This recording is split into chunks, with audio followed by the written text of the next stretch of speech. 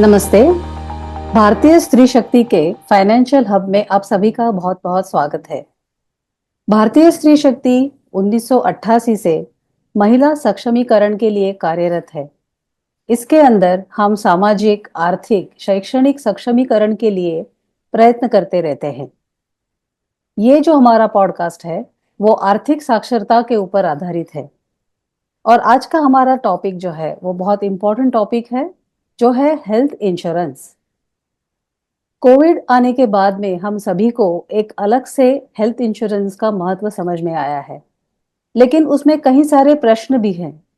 तो आज हमसे बातचीत करने के लिए हमारे साथ मौजूद है श्रीयुत विवेक गुटका जी। नमस्ते विवेक जी, आपका स्वागत है। नमस्ते। विवेक जी नित्या कैपिटल के फाउंडर हैं और पिछले 19 सालों से फैमिलीज को एडवाइस करते आ रहे हैं इन्वेस्टमेंट्स के बारे में, इंश्योरेंस के बारे में। वे मुंबई यूनिवर्सिटी से बैचलर्स ऑफ कॉमर्स भी हैं और बहुत सारा उनका अनुभव रहा है। अलग अलग किस्म के लोग, अलग अलग स्तरों के फैमिली उनके पास जाके उनको उन्होंने एडवाइस दिया है। तो आइए शुरू करते हैं आज का हमारा टॉपिक। विवेक जी, पहले तो आप हमें ये बताइए कि हेल्थ इंश्योरेंस होता क्या है और उसका स्ट्रक्चर क्या है और उसका इम्पोर्टेंस क्या है हमारे जीवन में। हाँ, नमस्ते। सो हमारे जीवन में हम लोग फाइनेंशियल प्लानिंग तो सभी करते हैं। हर हर कोई फाइनेंशियल प्लानिंग अलग अलग तरीके से करता है। वो पैसे कैसे जमा करने वो एक तरीके से होता है, मगर वो पैसे को बचाना कैसे है उसका तरीका अलग रहता है। उसको रिस्क रिस्क कवरेज बोलते हैं। तो रिस्क कई प्रकार की होती है, उसमें हेल्थ इंश्योरेंस जो अपने हेल्थ रिलेटेड रिस्क रहती है उसको कवर करने पे हम आज बात करेंगे। तो जब भी हमारे जीवन में बड़े बड़े सेटबैक्स आते हैं, वो ज्यादा करके हेल्थ प्रोविजनिंग नहीं होती है, हेल्थ के लिए फाइनेंसिंग प्रोविजनिंग नहीं होती है। उसकी वजह से आते हैं, हम दूसरी चीजों के लिए प्रोविजनिंग कर देते हैं। क्योंकि आज की तारीख में जो हेल्थ के खर्चे हैं वो छोटे नहीं है।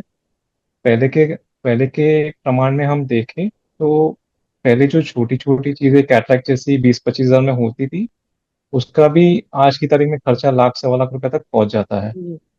दूसरी बीमारी के खर्चे तो और भी ज्यादा है। और ट्रेडिशनली हम जो सोचते हैं कि हम पैसे अलग से बचा लेंगे, इंश्योरेंस नहीं करेंगे, इतना प्रीमियम क्यों डालें, वो सोच अभी काम में नहीं आएगी। क्योंकि अभी छोटे छोटे रोगों के लिए डॉक्टर के पास जाना, मेडिकल एडवाइस लेना, ट्रीटमेंट लेना, उसके खर्चे अभी छोटे नहीं हैं। तो हेल्थ इंश्योरेंस होना अभी बहुत ही जरूरी है। हाँ ठीक है, मैंने तो सोच लिया कि मुझे हेल्थ इंश्योरेंस चाहिए। तो अगला क्वेश्चन आता है कि अभी कैसे सिलेक्ट करें। इतनी सारी कंपनियां हैं, इतने सारी वैरायटीज ऑफ हेल्थ इंश्योरेंस। कोई टॉप अप बोलता है, कोई सुपर टॉप अप बोलता है, कोई बेस बोलता है, फ्लोटर बोलता है।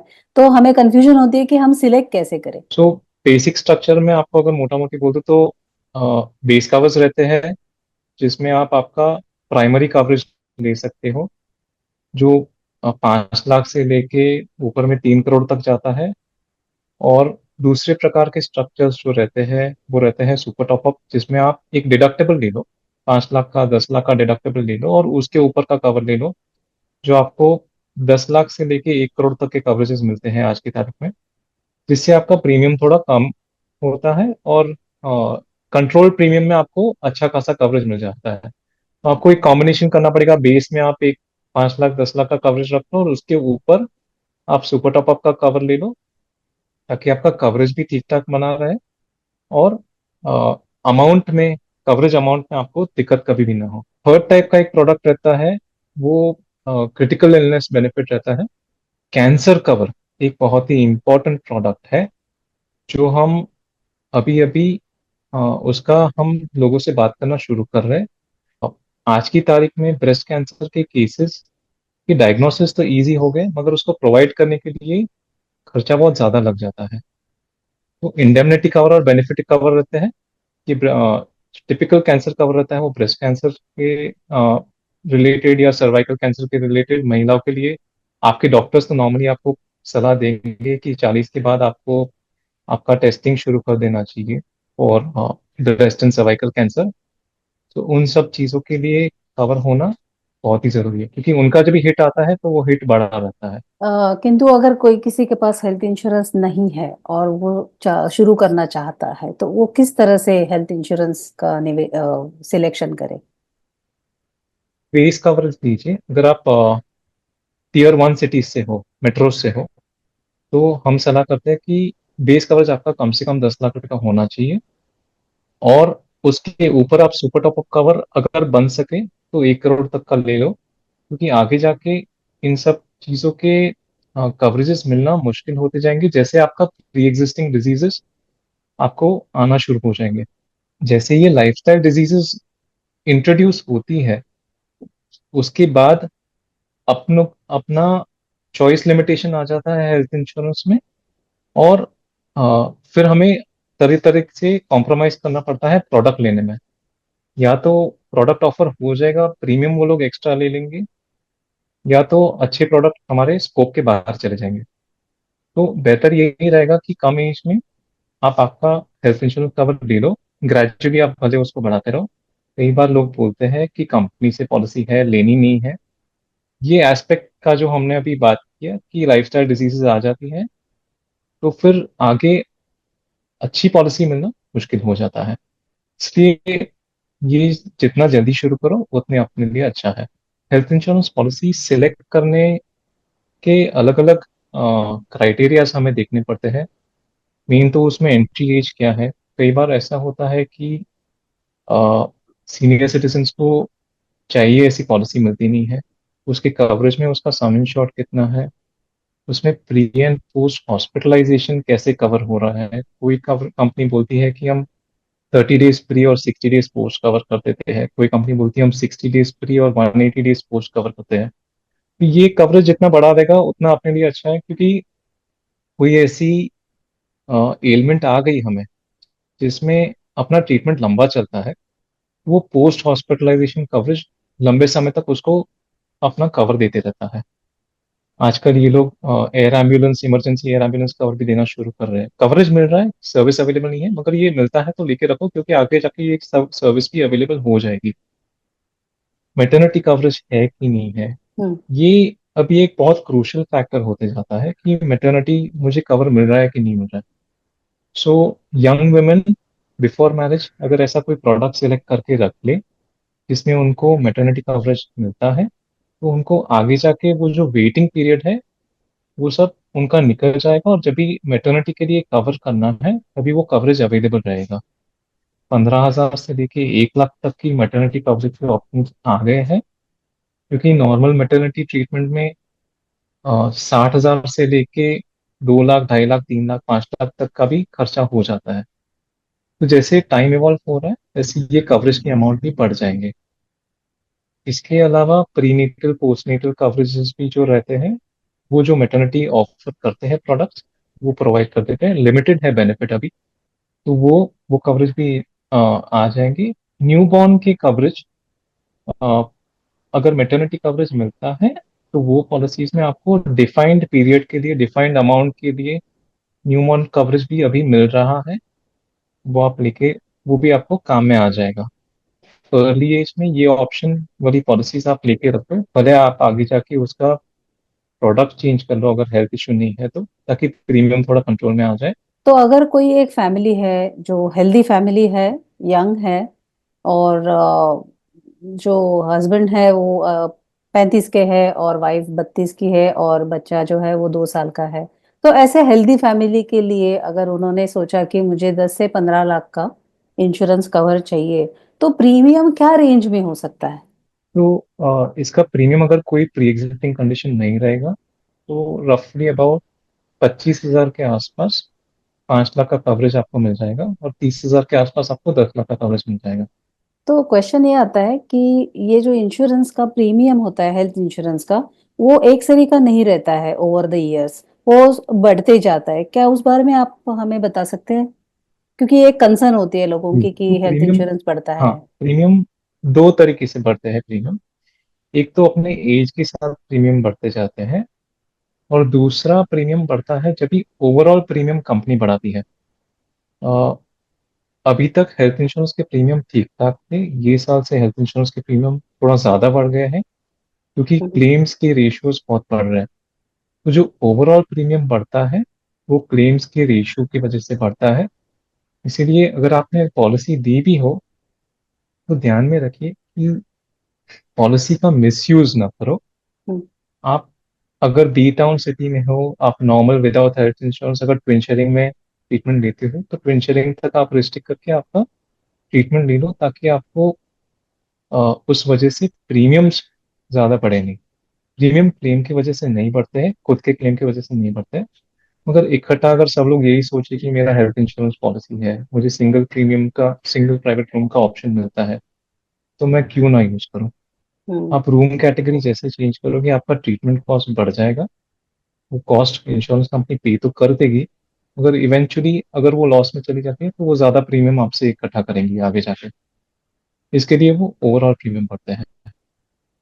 एज वाइज प्रीमियम कोई कंपनी स्टेप बाय स्टेप बढ़ाती है एज ब्लॉक चेंज के टाइम पे, हर 5 साल में। कोई कंपनी हर साल बढ़ाती है। इक्का दुक्का कंपनी ऐसी भी आई है जो बोलती है कि हम एंट्री एज में आपका प्रीमियम है वो फ्रीज कर देंगे जब तक आपका क्लेम नहीं आता है। अच्छा। वो प्रोडक्ट स्ट्रक्चर्स भी अच्छे हैं। तो जब भी हम कोई इंश्योरेंस कंपनी सिलेक्ट करना चाहते हैं, तो क्या पैरामीटर्स होते हैं? मतलब मैंने सुना है कि कोई क्लेम सेटलमेंट देखता है, कोई नेटवर्क हॉस्पिटल्स देखता है। तो क्या हम आप हमें बता सकते हैं कि क्या पैरामीटर्स होते हैं जिसके बुते पर हम लोग सिलेक्शन कर सकते हैं? तो क्लेम सेटलमेंट रेशियो डेफिनेटली एक बहुत ही इम्पोर्टेंट क्राइटेरिया है। अ, कई लोग मानते हैं कि हम डायरेक्टली कंपनीज का रिसर्च करके डायरेक्टली पॉलिसीज ले लेंगे, उनकी चॉइस है, हम मना नहीं करते हैं। अगर हमारा ओपिनियन एक ही है कि बने तो कोई भी एडवाइजर, भले वो ऑनलाइन प्लेटफॉर्म हो या हमारे जैसे ऑफलाइन प्लेटफॉर्म, उनसे बात करके आप पॉलिसी लीजिए। उनको उन कंपनी का क्लेम्स एक्सपीरियंस क्या है वो पूछ के पॉलिसी लीजिए, क्योंकि उसमें आपको सही प्रोडक्ट आइडेंटिफाई करने का ज़्यादा बेटर अंडरस्टैंडिंग मिलेगा। कई बार क्या होता है, प्रोडक्ट अच्छा रहता है, क्लेम्स में प्रॉब्लम आती है। कई बार प्रोडक्ट ठीक ठाक रहते हैं मगर क्लेम्स अच्छे से सेटल होते हैं। एक बैलेंस बनाए रखना बहुत ही ज़रूरी है दोनों में, जहाँ पे अबव एवरेज क्लेम सेटलमेंट हो और प्रोडक्ट अबव एवरेज हो। वैसा प्रोडक्ट आप फाइनली चूज करो तो आपके लिए लॉन्गर टर्म में अच्छा रहेगा। उसी के साथ में और एक क्वेश्चन पूछना चाहूंगी, नेटवर्क हॉस्पिटल क्या होता है? और ये कैशलेस पॉलिसी और कैश रीएम्बर्समेंट पॉलिसी ये क्या होती है? करने के दो तरीके रहते हैं। अगर आप कैशलेस हॉस्पिटल के लिए जाते हो तो हर एक कंपनी का एक नेटवर्क रहता है कि हम ये हॉस्पिटल के साथ टाई अप किया है। आप वहां पे जाओ, तो वहां पे जाके आप आपका क्लेम रजिस्टर कर दो ट्रीटमेंट के लिए, और ट्रीटमेंट के लिए चले जाओ, हम उसका पैसा डायरेक्टली हॉस्पिटल को भर देंगे। हॉस्पिटल शायद उसके लिए कोई डिपॉजिट ले। डिपॉजिट इसके लिए लेती है ताकि वो नॉन पेएबल एक्सपेंसेस है उसको वो कवर कर सके। और अगर आप नॉन नेटवर्क हॉस्पिटल में जाते हो तो आपको वहां पे पैसे पहले भरने पड़ेंगे, और फिर आपको जाके इंश्योरेंस कंपनी में उसका क्लेम पुटअप करके रीइंबर्समेंट देना पड़ेगा। कोई भी क्लेम के समय आपको इंश्योरेंस कंपनी को नोटिफाई करना जरूरी हो गया है। उस ग्राउंड्स पे भी कई बार वो क्लेम्स रिफ्यूज कर सकते हैं, या एटलीस्ट आपको दिक्कत आ सकती है रीइंबर्समेंट देने में। इवेंचुअली वो लोग शायद पैसा दे भी दे मगर वो अननेसेसरी प्रॉब्लम क्रिएट हो सकता है। तो अगर प्लान ट्रीटमेंट है तो ये बहुत ही अच्छा रहेगा। अगर आप उसको इंश्योरेंस कंपनी को एटलीस्ट 5 से 7 दिन पहले इन्फॉर्म कर दो कि ये हॉस्पिटल में जा रहे हैं, ये हमारा बजट है कि डॉक्टर ट्रीट करने वाला है, इस चीज के लिए ट्रीटमेंट होने वाली है। वो क्वेश्चंस आपको सामने से ही पूछ लेंगे, उसका आप उनको जवाब दे देना, ताकि आपके आगे क्लेम्स में आपको दिक्कत कम से कम हो। कैशलेस भी अगर आप करते हो तो अगर वो प्लान ट्रीटमेंट है तो आप हॉस्पिटल को एटलीस्ट 3 से 4 दिन पहले अप्रोच कीजिए आपके सारे मेडिकल पेपर्स के साथ। उनको वो मेडिकल पेपर्स दे दीजिए ताकि वो आपका क्लेम कैशलेस के लिए वहां से रजिस्टर कर सके। उस बीच अगर कोई क्वेरी रहेगी तो हॉस्पिटल आपसे बात करके वो पेपर्स इकट्ठा करके इंश्योरेंस कंपनी को भेज देंगे, वो बफर टाइम मिलेगा उसको उस पर काम करने के लिए। और जब भी आप एडमिट होते हो तो आपका ट्रीटमेंट सीमलेसली चल जाएगा। पहले ऐसा होता था कि नेटवर्क हॉस्पिटल्स डिफाइन होती थी कि हमारे पास 10,000 हॉस्पिटल नेटवर्क में है, 12,000 हॉस्पिटल नेटवर्क में है। कोई कोई कंपनी अभी ये अटेम्प्ट कर रही है कि हर कोई हॉस्पिटल में वो नेटवर्क फैसिलिटी प्रोवाइड कर सके। उस चीज का बेनिफिट लेने के लिए आपको उस कंपनी को एटलीस्ट 7 दिन पहले इन्फॉर्म कर दो कि हमें ये हॉस्पिटल में ट्रीटमेंट लेनी है। उस हॉस्पिटल में जाके जो भी रेलेवेंट डिटेल्स है वो इकट्ठा करके हॉस्पिटल को भी वो पेपर्स दे दो और कंपनी को भी वो डिटेल्स दे दो, ताकि नॉन नेटवर्क में भी अगर वो कंपनी रहेगी तो उसका वो आपको ट्रीटमेंट पॉसिबल है तो कैशलेस में करवा के देंगे। जी। तो वो भी कोई कोई इंश्योरेंस कंपनी ट्राई कर रही है। वो लोग जितना इजी हो सके उतना वो ट्राई कर रहे हैं।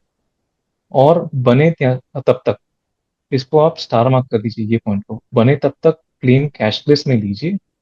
उसका सबसे बड़ा एडवांटेज ये है कि कई बार अगर हॉस्पिटल नेटवर्क में है तो इंश्योरेंस कंपनी ट्रीटमेंट के लिए पैकेजेस डिफाइन करके रखती है। अगर हॉस्पिटल ने आपको 1 लाख का पैकेज दिया रहेगा वही ट्रीटमेंट के लिए, और अगर वो इंश्योरेंस के नेटवर्क पे रहेगी तो पॉसिबल है कि आपको उसमें 4 से 6% का डिस्काउंट मिल जाए ट्रीटमेंट में। अच्छा। तो वो आपके फायदे के लिए ही काम करता है। इसलिए नेटवर्क हॉस्पिटल में ट्रीटमेंट लेना ऑलवेज बेटर रहता है, और प्री प्लान करो तो बेटर है।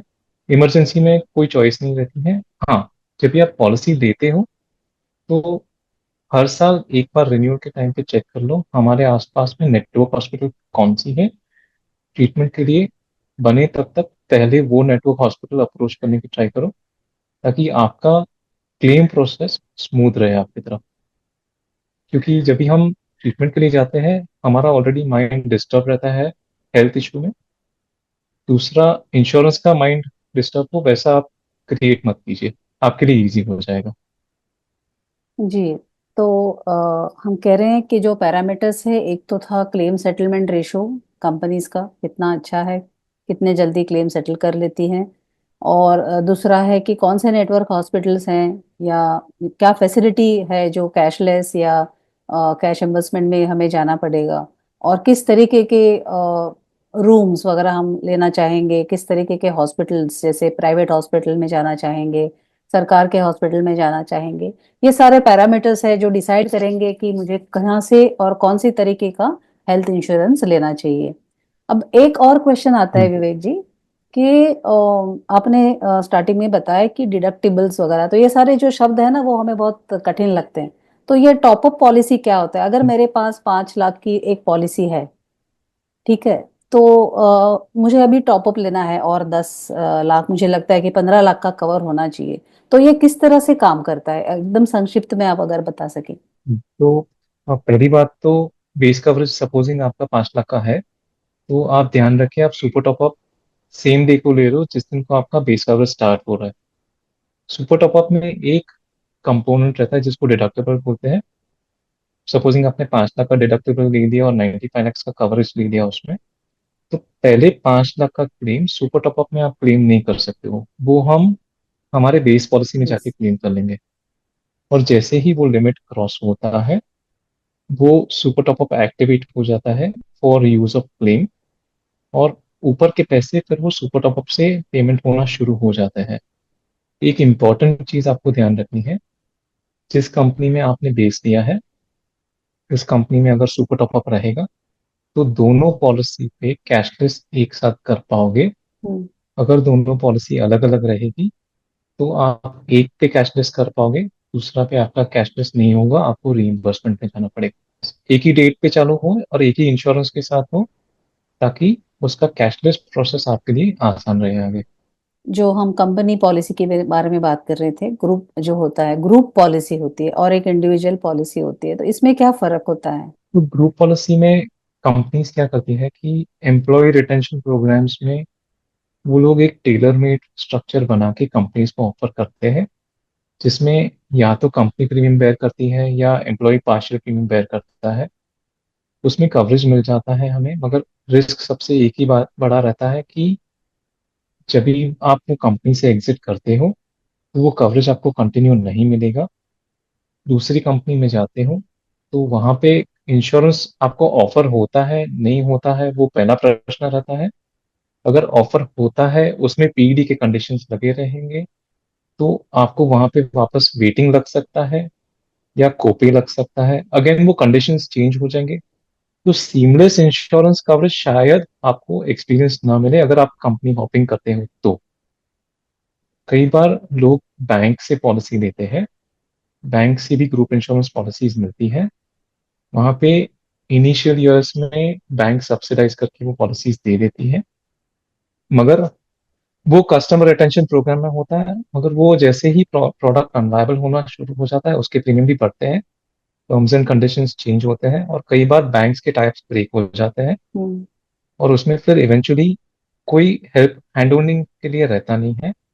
उसमें फिर कस्टमर को डायरेक्टली इंश्योरेंस कंपनी के साथ बात करके उसका क्लेम सेटलमेंट का प्रोसेस लेना पड़ता है। बहुत बहुत शुक्रिया है आपका विवेक जी, क्योंकि आपने बहुत सरल तरीके से हमें बताया कि हेल्थ इंश्योरेंस का महत्व क्या है और उसे हमें कैसे लेना चाहिए, क्या पैरामीटर्स हैं जिसके ऊपर हमने ध्यान देना चाहिए। जैसे कि हर कोई हर कोई का अगर कंपनी भी दे रही है उसके अलावा भी आपका खुद का पर्सनल हेल्थ इंश्योरेंस होना बहुत ज़रूरी है, क्योंकि कंटिन्यूटी ये बहुत इंपॉर्टेंट हो जाती है। और ऐसे भी आपने कहा कि अगर कोई महिला है जो यंग है, फिर भी उसने जल्दी से जल्दी हेल्थ इंश्योरेंस लेना चाहिए ताकि उसको आगे जाके मैटरनिटी वगैरह जो बेनिफिट्स है या नव शिशु के लिए जो बेनिफिट्स है वो सारे वो ले पाए।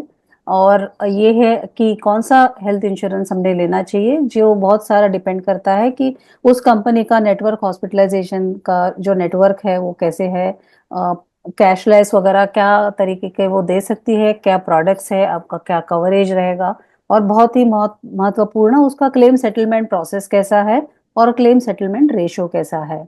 आपने टॉपअप के बारे में भी हमें बताया, ग्रुप पॉलिसी के बारे में भी हमें बताया।